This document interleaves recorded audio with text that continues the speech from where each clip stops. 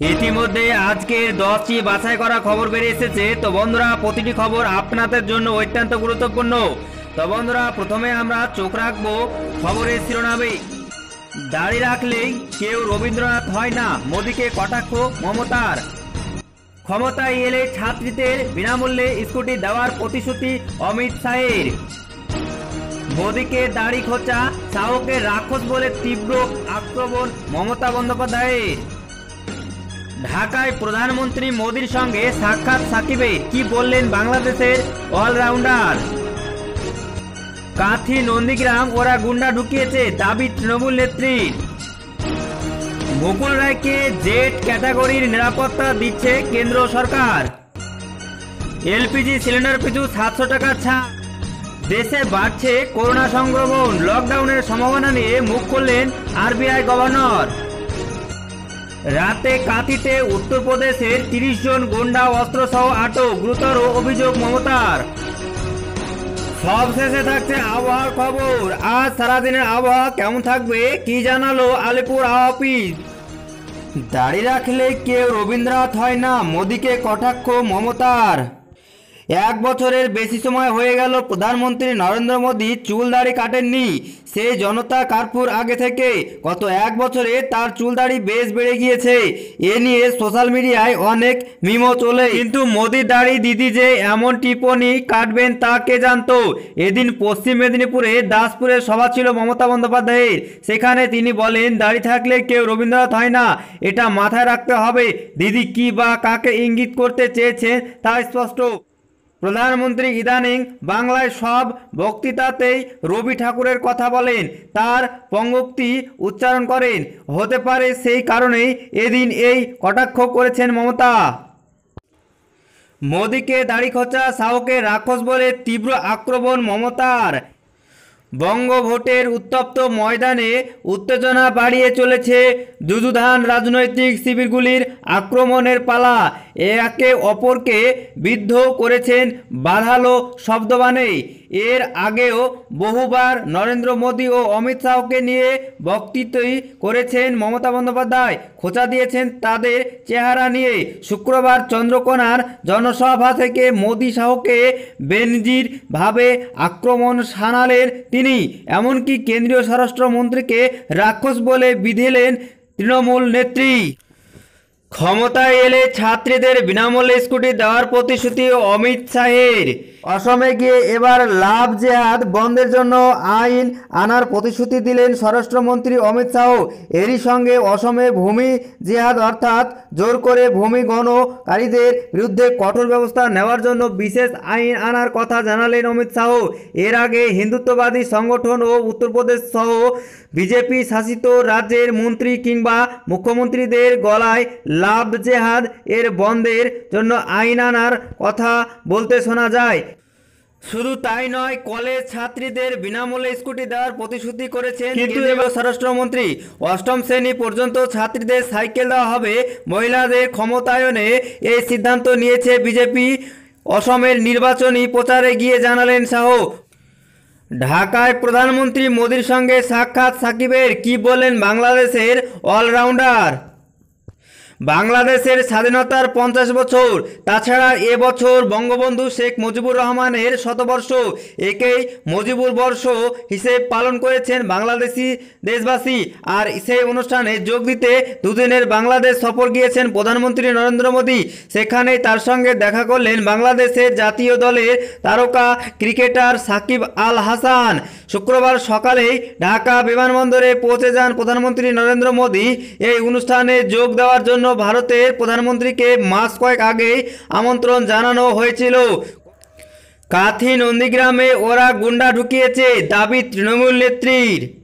বহিরাগত গুন্ডা ঢুকিয়ে ভোট করাতে চাইছে বিজেপি সরকার।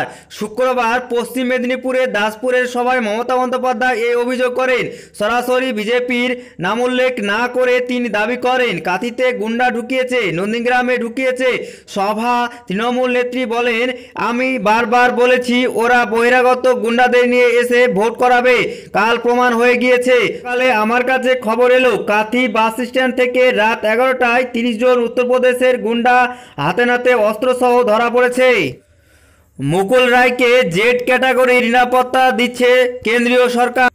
ভোটের আগে বিজেপির সর্বভারতীয় সহসভাপতি মুকুল রায়কে জেড ক্যাটাগরি নিরাপত্তা দিল কেন্দ্রীয় স্বরাষ্ট্র মন্ত্রক।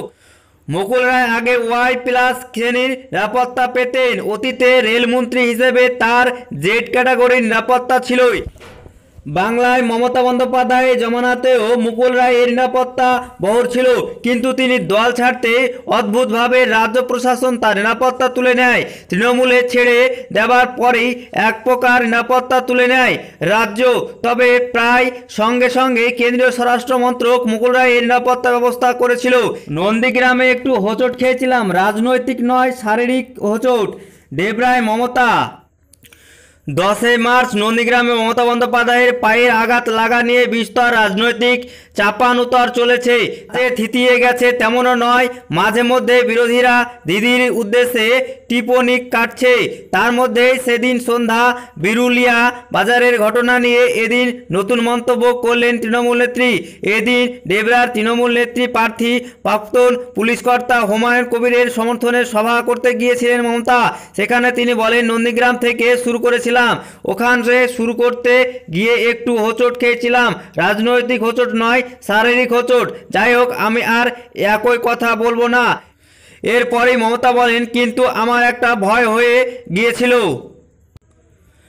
রাতে কাঁথিতে উত্তরপ্রদেশের 30 জন গুন্ডা অস্ত্রসহ আটক। গুরুতর অভিযোগ মমতার। আগামীকাল অর্থাৎ শনিবার থেকে রাজ্যে প্রথম দফার ভোট গ্রহণ শুরু হচ্ছে।